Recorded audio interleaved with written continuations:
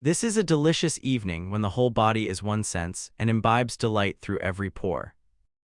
I go and come with a strange liberty in nature, a part of herself. As I walk along the stony shore of the pond in my shirt sleeves, though it is cool as well as cloudy and windy, and I see nothing special to attract me, all the elements are unusually congenial to me. The bullfrogs trump to usher in the night, and the note of the whippoorwill is borne on the rippling wind from over the water. Sympathy with the fluttering alder and poplar leaves almost takes away my breath, yet like the lake my serenity is rippled but not ruffled. These small waves raised by the evening wind are as remote from storm as the smooth reflecting surface. Though it is now dark, the wind still blows and roars in the wood, the waves still dash, and some creatures lull the rest with their notes. The repose is never complete. The wildest animals do not repose but seek their prey now. The fox and skunk and rabbit now roam the fields and woods without fear. They are nature's watchmen, links which connect the days of animated life. When I return to my house, I find that visitors have been there and left their cards, either a bunch of flowers or a wreath of evergreen or a name in pencil on a yellow walnut leaf or a chip. They who come rarely to the woods take some little piece of the forest into their hands to play with by the way, which they leave, either intentionally or accidentally. One has peeled a willow wand, woven it into a ring, and dropped it on my table. I could always tell if visitors had called in my absence, either by the bended twigs or grass or the print of their shoes. And generally of what sex or age or quality they were by some slight trace left, as a flower dropped. Or a bunch of grass plucked and thrown away, even as far off as the railroad, half a mile distant, or by the lingering odor of a cigar or pipe. Nay, I was frequently notified of the passage of a traveler along the highway 60 rods off by the scent of his pipe. There is commonly sufficient space about us. Our horizon is never quite at our elbows. The thick wood is not just at our door nor the pond, but somewhat is always clearing, familiar and worn by us, appropriated and fenced in some way and reclaimed from nature. For what reason have? My nearest neighbor is a mile distant, and no house is visible from any place but the hilltops within half a mile of my own. I have my horizon bounded by woods all to myself, a distant view of the railroad where it touches the pond on the one hand and of the fence which skirts the woodland road on the other. But for the most part it is as solitary where I live as on the prairies. It is as much Asia or Africa as New England. At night there was never a traveler passed my house or knocked at my door more than if I were the first or last man. Unless it were in the spring, when at long intervals some came from the village to fish for pouts, they plainly fished much more in the Walden, and baited their hooks with darkness, but they soon retreated, usually with light baskets, and left the world to darkness and to me. And the black kernel of the night was never profaned by any human neighborhood.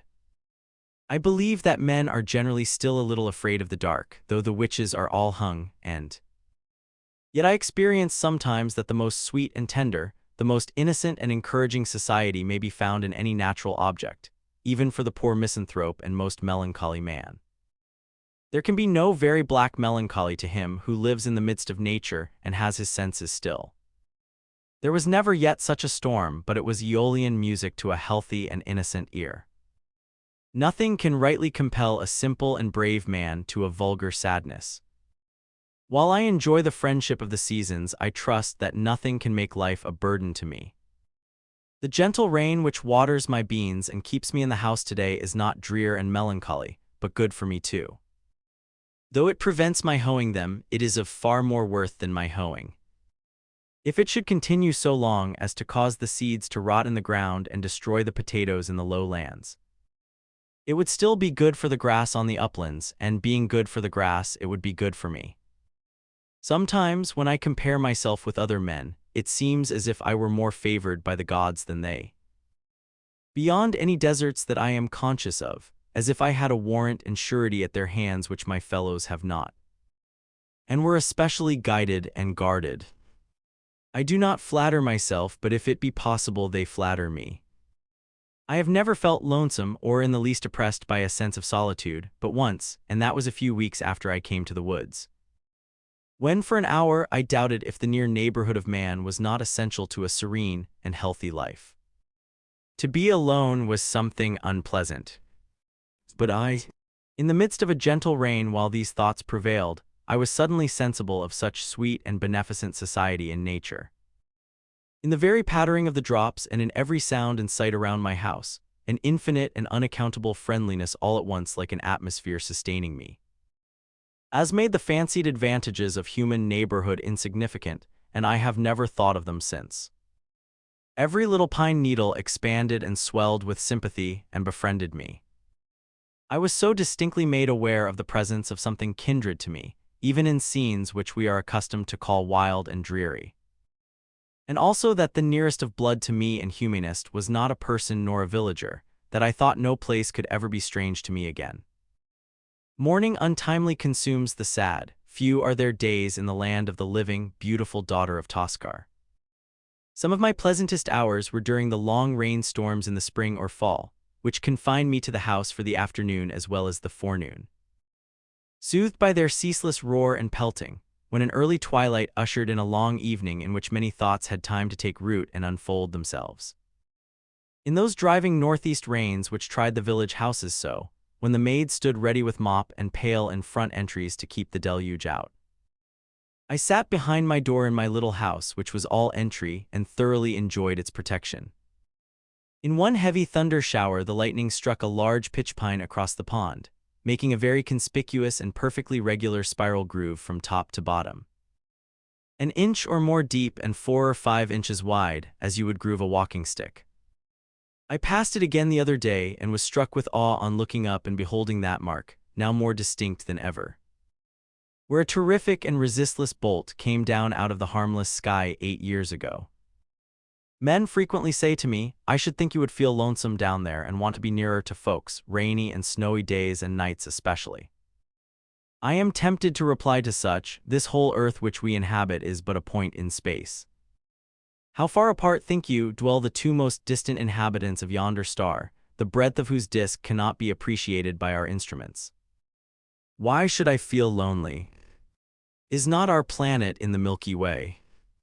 This which you put seems to me not to be the most important question. What sort of space is that which separates a man from his fellows and makes him solitary? I have found that no exertion of the legs can bring two minds much nearer to one another. What do we want most to dwell near to? Not to many men surely, the depot, the post office, the bar-room, the meeting-house, the schoolhouse, the grocery, Beacon Hill, or the Fives. Whence in all our experience we have found that to issue, as the willow stands near the water and sends out its roots in that direction. This will vary with different natures, but this is the place where a wise man will dig his cellar. I one evening overtook one of my townsmen who has accumulated what is called a handsome property, though I never got a fair view of it, on the Walden Road, driving a pair of cattle to market, who inquired of me how I could bring my mind to give up so many of the comforts of life. I answered that I was very sure I liked it passably well, I was not joking. And so, any prospect of awakening or coming to life to a dead man makes indifferent all times and places. The place where that may occur is always the same and indescribably pleasant to all our senses. For the most part we allow only outlying and transient circumstances to make our occasions. They are, in fact, the cause of our distraction. Nearest to all things is that power which fashions their being. Next to us the grandest laws are continually being executed. Next to us is not the workman whom we have hired, with whom we love so well to talk, but the workman whose work we are. How vast and profound is the influence of the subtle powers of heaven and of earth. We seek to perceive them and we do not see them, we seek to hear them and we do not hear them. Identified with the substance of things, they cannot be separated from them. They cause that in all the universe men purify and sanctify their hearts, and clothe themselves in their holiday garments to offer sacrifices and oblations to their ancestors. It is an ocean of subtle intelligences. They are everywhere above us, on our left, on our right, they environ us on all sides. We are the subjects of an experiment which is not a little interesting to me. Can we not do without the society of our gossips a little while under these circumstances, have our own thoughts to cheer us? Confucius says truly, virtue does not remain as an abandoned orphan, it must of necessity have neighbors. with thinking we may be beside ourselves in a sane sense. By a conscious effort of the mind, we can stand aloof from actions and their consequences, and all things, good and bad, go by us like a torrent. We are not wholly involved in nature. I may be either the driftwood in the stream or Indra in the sky looking down on it. I may be affected by a theatrical exhibition. On the other hand, I may not be affected by an actual event which appears to concern me much more. I only know myself as a human entity, the scene, so to speak, of thoughts and affections, and am sensible of a certain doubleness by which I can stand as remote from myself as from another. However intense my experience, I am conscious of the presence and criticism of a part of me, which, as it were, is not a part of me but spectator, sharing no experience but taking note of it, and that is no more I than it is you. When the play, it may be the tragedy of life, is over, the spectator goes his way. It was a kind of fiction, a work of the imagination only, so far as he was concerned. This doubleness may easily make us poor neighbors and friends sometimes. I find it wholesome to be alone the greater part of the time. To be in company, even with the best, is soon wearisome and dissipating. I love to be alone. I never found the companion that was so companionable as solitude. We are for the most part more lonely when we go abroad among men than when we stay in our chambers. A man thinking or working is always alone, let him be where he will. Solitude is not measured by the miles of space that intervene between a man and his fellows.